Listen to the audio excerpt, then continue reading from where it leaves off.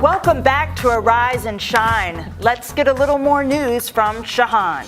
Thanks very much. Ferguson is on edge this morning as a grand jury decision on whether to indict Officer Darren Wilson is expected soon. The white policeman is accused of killing an unarmed black teenager. Months after shooting Michael Brown, Wilson is expected to hear this weekend if he'll go on trial. Police and protest organizers in Missouri are concerned about street demonstrations turning violent. Yesterday, the FBI arrested 2 men suspected of buying explosives they were expected to use during protests.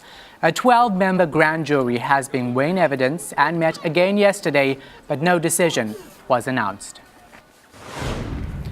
President Barack Obama has apparently quietly expanded the role of the U.S. military in Afghanistan to include combat operations. That's according to a report in the New York Times this morning. The move means American troops will have a direct role in fighting the Taliban for at least another year.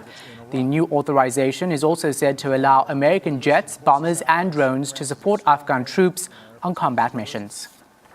Meanwhile, the president continues to defend his actions to fix what he calls the nation's broken immigration system. Justin Mitchell reports. Immigration activists gather outside the White House to thank President Barack Obama for taking action on immigration reform. Today is a victory for many families who until now have been living in fear for being separated. It was a mixed group with immigrants from throughout the world. This woman was on day 19 of a hunger strike when Obama made his announcement. I benefit, but we were hoping it would be more generous, more just. But we're also optimistic that it's the first step to immigration reform. I am not against immigration. Some showed up to voice their discontent. This bill that he's trying to pass, has anybody really seen it? Has anybody read it? It's an executive order. It's an executive order, right. But for every person that he allows that's here, amnesty, he's also allowing their families that are not here. But for most of those outside the White House, that is just what they were celebrating.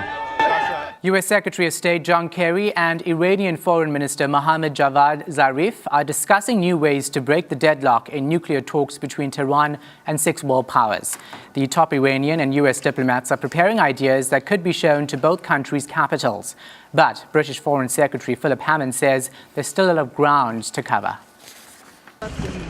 Well, we've had a series of useful discussions.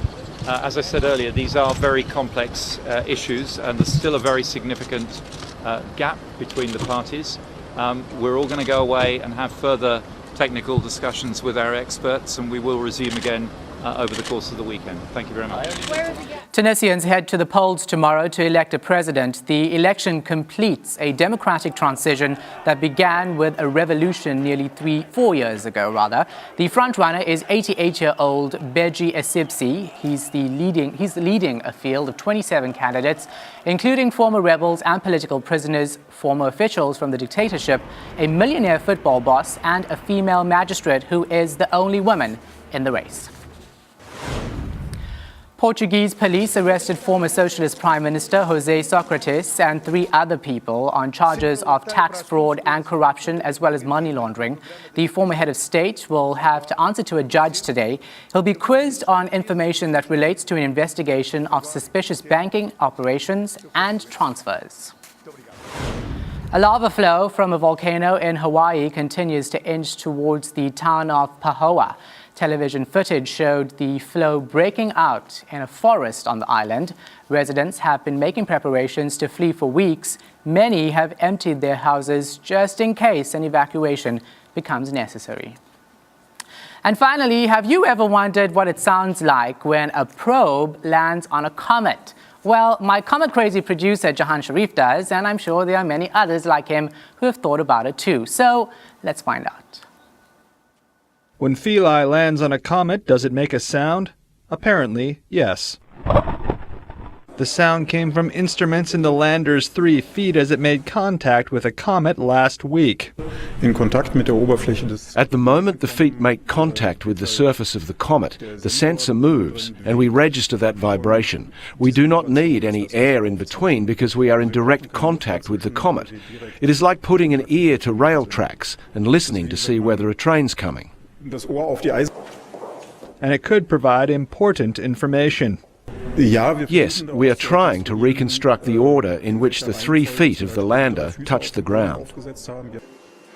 They want to learn why and when Philae bounced just after landing. That's what left it stranded in a ditch without access to sunlight, resulting in the lander shutting down. Exciting, right? Right? Fake smile, fake interest. Well, thanks. So come on over here. Hang out with us. You know, I'm glad We need people are some tuning in. bonding. Thanks, by the way, everyone, for tuning in today and being a part The of our one thing that we're missing Saturday right morning. now is some alcohol. Right? I know. Come on, It's so crazy. Jonathan. Show We with want that something to drink. Spikes the coffee, maybe Listen, tomorrow. have a great Saturday night. Don't party too hard because we would love for you to be up when we're up for tomorrow morning show. Same bat time, same bat channel. And don't forget to let us know how you arise and shine at hashtag how do you ANS. Ooh, how do you ANS? So see you all next time. We're getting giddy over here. So what are you guys doing for the weekend? Hanging out with you. Yeah, what are we doing? We're going out. We got something. We I got think gigs. you should end the show by singing a Cher song since it's, since yes. it's cancelled. She has that like echo or that trouble in her voice. Look at that hair flick. Goodbye, everybody.